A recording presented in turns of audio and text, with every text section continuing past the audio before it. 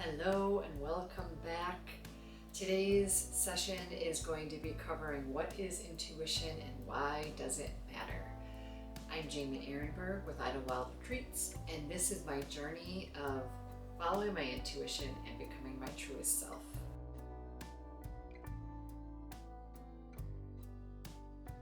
So what is intuition?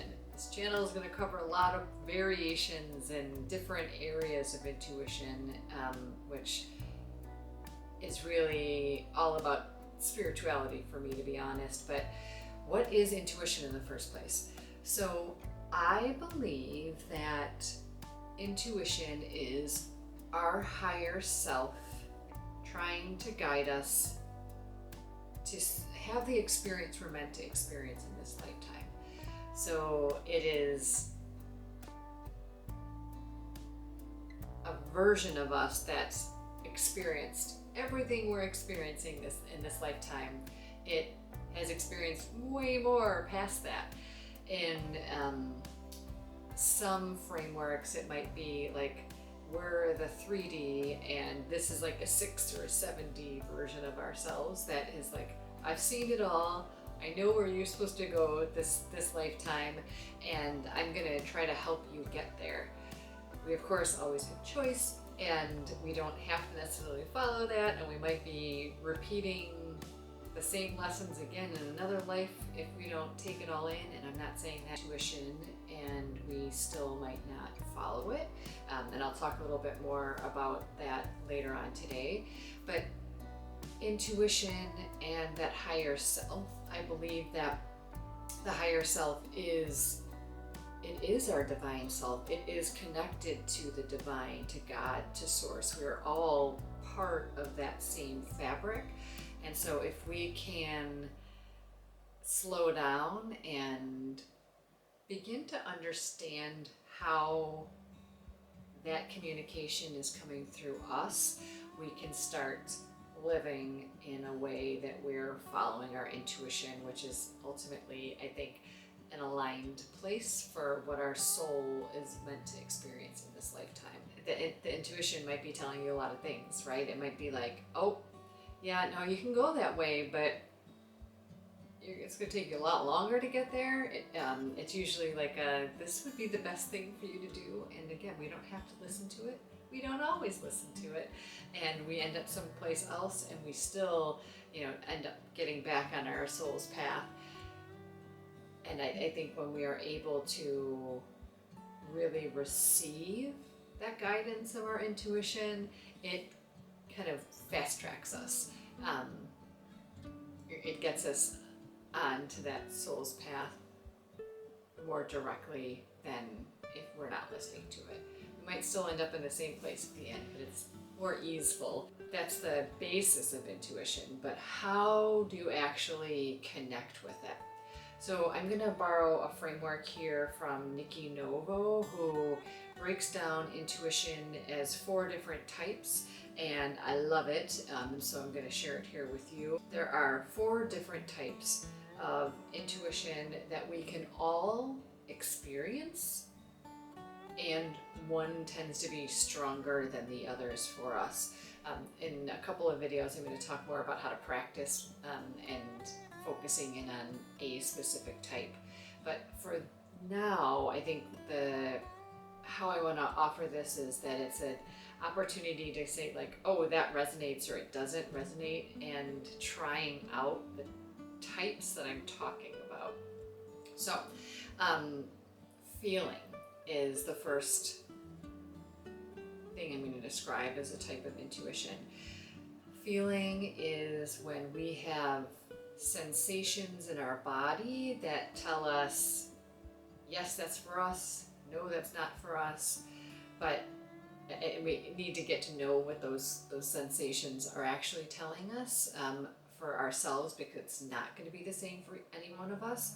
But with this, for me, for example, I would say that feeling is my strongest type of intuition. I experience all of them, but it's my strongest. It's the one that I recognize the most and the earliest. For me, when I get a yes, for example, in human design, I'm a splenic projector, and so that's like very intuitive based. I will feel this like pulse in my root, and especially if it's in the, oh yes, yes, yes. I feel the pulse in my root, and then like a wave of energy will come up through my spine, through my center, and I know that whatever was just shared, whatever I was just thinking about, it's usually somebody else saying it. For me, it's not necessarily what's going on in my mind, but sometimes it is. It's a feeling, and the feelings aren't all the same. And there's definitely the yes feeling and the no feeling that are different. It is this bodily sensation. So some people experience the feeling as goosebumps. I never have, but I know a lot of people do when they hear something, and their higher self, their soul is like, yeah, that's right, that resonates, and they get goosebumps all over their body. And so it's like this real like visceral sensation. Some people, and I experience this sometimes too, when something's really right, I will get teary-eyed. That is how I knew that the land that is now Idlewild was for me, was for us, my husband and I. Almost the entire time I was walking, the first time we visited on the property, I was so moved by physical sensations and emotions, and a lot of it was like just coming through my eyes, expansion in my body, and this awareness and this knowing. And knowing is the second type of intuition. So feeling is one thing. It's like you're like literally like there's something going on in your body giving you information, which you do have to be able to interpret. So that's a trick about the feeling. A lot of us are very empathetic, empathic. We sense a lot, we feel a lot, and we still have to sort that out, because sometimes what we're feeling is what someone else is feeling, so we have to make sure it's actually ours. And so knowing your own signposts for when something is yes or no is so critical. The knowing is different. The knowing is you just know. There is full information, like it dropped out of the sky. You know, your higher self is like, bloop, here, this is what you need to know. It was another way that I felt the land at Idlewild. It was this is it. And the crazy thing about that is we were quite literally just exploring what area of Tennessee we might want to. We both walked on this lane, and it was just it. You know, he knew, I knew, and we were like, oh, we didn't actually plan on putting it off. That your intuition is telling you is meant for you, you do it. Or hopefully you're able to do it, because it's not that easy. And believe me, purchasing that property at that time was not in the plan, so there's a lot of things we needed to do in order to make it happen. But we did, and here we are. For both he and I, it was also a knowing. We were actually walking separately and then came together, and it was like oh, baby, like I think this is it. And it was. Another way I've experienced knowing coming through in my life was actually early on.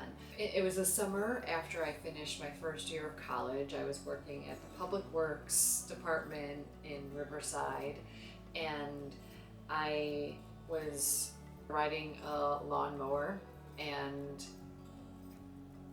mowing one of the many parks in Riverside, Illinois, and all of a sudden it just hit me. It was, you are not supposed to be on that path that you're currently on. You are supposed to be over here.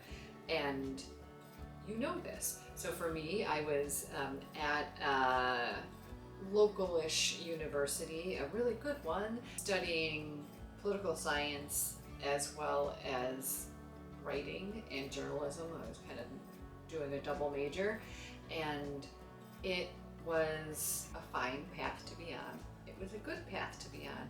It wasn't my path. I can think of so many times, even in elementary school, when people were like, oh, Jamie's gonna save the planet. Oh, Jamie's like so interested in this and like the environment.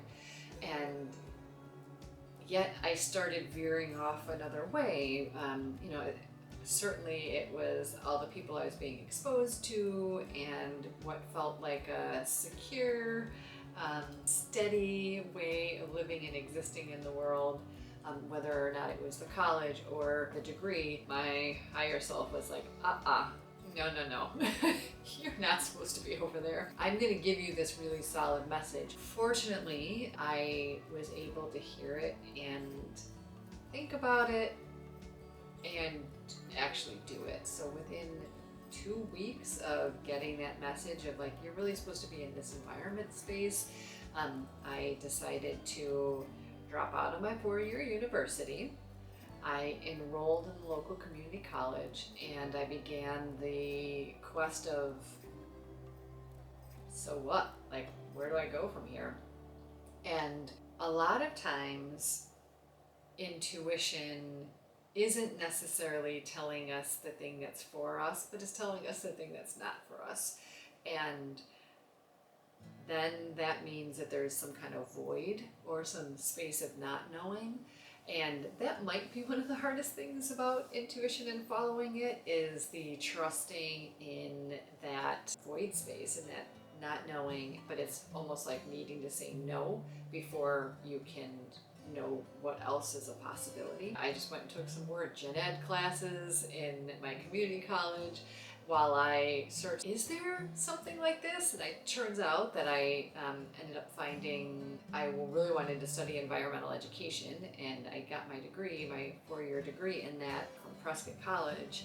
And it was this knowing, but I had to go on this whole search, like what colleges were out there. And back in the day, it was not that easy. Like I had to go to the library and look at these magazines and look at books and like try to find out what was environmental education. Was it for me? Where would I go? But it was an absolute knowing that I wasn't supposed to be on that path. I was supposed to be going this way, and then I was able to figure out what that was. When I say it was not convenient, it also wasn't very well accepted when I made that decision. I remember hearing a lot of expletives when I shared that with my dad specifically. I know now he was coming from the best place of, I want you to have a safe, secure, stable life, and this school and this path feels like that for me, and I don't know what you're gonna do over here. Not only do you not really know, I don't know, and I don't know, is that like a real thing? Like, are you gonna be a trail guide for the rest of your life? And it was something that wasn't convenient for me, but certainly it was hard for other people to grasp what I was doing when I made that decision, including those closest to me, which is not necessarily easy to experience. So that's number 2, type number 2, and I know I've given a lot of examples of that, but I wanted you to get a sense of what that might show up as. Like, they could be little decisions, they could be big decisions, little bits of information that is a complete bit of information, and sometimes it's incomplete. It's just a no, and then you have to figure out where to go from there. Type number 3 of intuition is hearing. So hearing is interesting because it is similar in some ways to knowing, because you get complete information that you don't have to interpret. With hearing, it's usually complete sentences. It's just words that are coming through that are telling you something specifically. With me and my experience in hearing, I'm also a medium and a channel. When I connect into whoever I'm connecting with, it is complete sentences that's coming through, and I'm writing them down as they come through. Again, you're going to hear me again and again talk about writing things down when they do come through, because that's when the message is pure. The hearing is often a voice, and it's not often a external voice. Sometimes it is, though. It could be that you're listening to this YouTube video, you're listening to a podcast, and words like literally pop out that somebody has said, and it's like, whoa. It's like somebody was playing that video at normal speed and then cranked up the volume at a certain point, and like you like turn your attention to it, because it's like, this is for you. Listen to this. If you have this as a strength of yours, or you're intuitive type, you often have really sensitive hearing. Like, I know my hearing is so sensitive. It's probably really annoying to my husband, because when I go to sleep at night, I just need it to be quiet. If I hear any sound, kind of keeps me from falling asleep. I'm just so sensitive to sound. I'm also an auditory learner, and so that gives you another clue of like, oh, that might be an intuition type for me, that you learn through hearing versus reading or experiencing something. The hearing, again, is often just pretty complete information. And especially if it's coming in telepathically, it's like, it is a message that you're receiving. It is, you should try this. Again, with even hearing it outside of yourself, it's usually, this is something you should pay attention to, note it, and then you can follow that path later. So the fourth type of intuition is sight. And this is visual. It can show up in dreams, and it can show up in real life. What this often looks like is different signs or symbols, numbers, even words coming through to make you aware of something. People often will see specific animals and think of loved ones that have passed, be they deer or dragonfly or cardinals, but think about a specific person who is no longer in this life with us, but reminds them of them. That's a visual sign, but it's not necessarily intuition, and I'm going to just discern that a little bit here. That, unless you know that that's true. So it could be that you have a ancestor who's passed that kind of is one of your guides. I'll talk more about spirit guides and ancestors in future episodes, but it could be that there's someone who you know is on your spirit team, and when you see a sign from them, it means you're on the right path, something like that, versus, hey, I'm here. So it's definitely different. Visual signs are supportive in your intuition that something is right for you or not right for you. Although I actually have to say, I don't have many visual signs that tell me something's not right. They're usually giving me more information about something. So I'm going to give you some of my examples of my visual signs.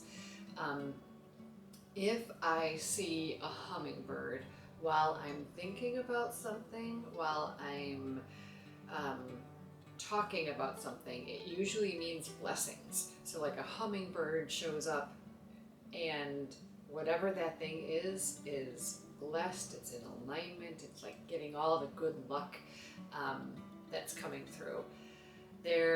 I see dragonflies when I'm supposed to pay attention to something. To be honest, it's often when somebody else is talking about something. I remember a colleague and friend telling me I might want to think about taking my sabbatical earlier than planned, and this dragonfly kept darting back and forth because I was in a burnout state, and she was like, she was giving me this suggestion of like, could you consider this, even though it's not the timing you were thinking? And yeah, this dragonfly is like flying back and forth, and it's like, you need to pay attention to this. And luckily, I knew what that sign meant. It helped me not brush off what my colleague was saying, because it wasn't also all that convenient. I was like, oh, I had this other picture of what my sabbatical was going to look like. It wasn't going to happen in a short amount of months, but I needed that time off, and I listened to her suggestion and felt into it more, and then kind of went on that process, which also was a whole process, but it was gave me the opportunity to just actually slow down and listen to what was being said. So whenever I see dragonflies, it's like, hey, there's something here for you. And you may or may not have noticed the Idlewild Retreats logo has a hummingbird and a dragonfly on that for part of that reason. We also have both on our land as well, but it's symbolic to me. More recently, I've had hawks showing up, and hawks screeching and showing up. So when the last like 6 or 7 weeks, I've been having some really more intense mediumship connections with different entities, with source, and every time it's like a spirit guide is that hawk telling me, you need to sit down. You need to sit down and find the time to drop into meditation with me so that we can talk. And whatever is trying to come through will come through, and I'll connect with it. But it's like I live in an area that has red-tailed hawks around here, yes, but I don't often hear them, and so to all of a sudden hear them screeching and kind of consistently, like when I'm out on walks, or especially when I'm out on walks, but even hearing them in the yard, like it's time for me to sit down and drop into meditation and find out what's there for me, like what wants to connect with me and talk to me and give me some messages.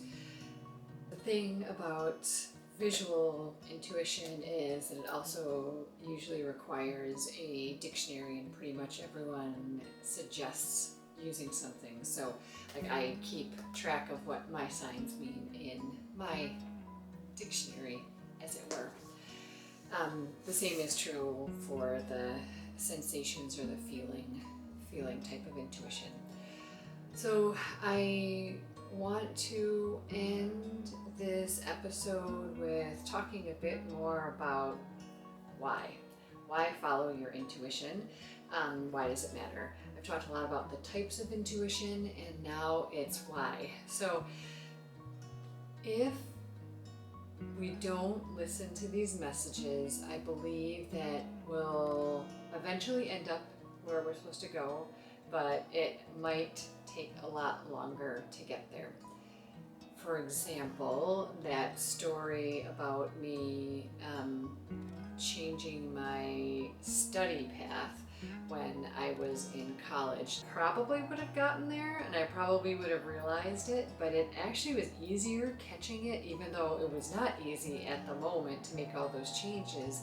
It was a lot easier to change it as soon as I knew versus waiting, because I could have gotten a 4-year degree in the other areas of study and started down that path and still felt like I needed to move over to environmental education, and maybe eventually would have done that, but it would have just taken a lot longer to do that. And so it's almost like an ease of when you say yes, even though there's still work and it's still a process and it still might not be convenient, there is an ease to it. And I feel like it's the aligned path, it's your soul's path, and the easiest way to get to where you're supposed to be going in this lifetime. There is equally a cost of not following this, so even if it's not easy, I think about people who are engaged to be married and break it off and don't get married because there's something in them that knows that this is not the person for them, even though they're moving in a direction. They might have a wedding date, they might have a wedding venue, all the things, and invited all these people already, and they're still like, this is not right. So it's a lot of work to say no and change those plans, and there's obviously going to be a lot of impact, but it's the right thing for them. When we're in a momentum in any part of our lives, it's always hard to stop it, move to another path, move to another track, or shift the path. But I feel like it's so important, because if we don't, we cause ourselves stress, anxiety. We can cause a lot of burnout symptoms, which stress and anxiety are part of it, but foggy head, lack of energy, all sorts of things, the way that this like physically shows up in our body when something's not right for us.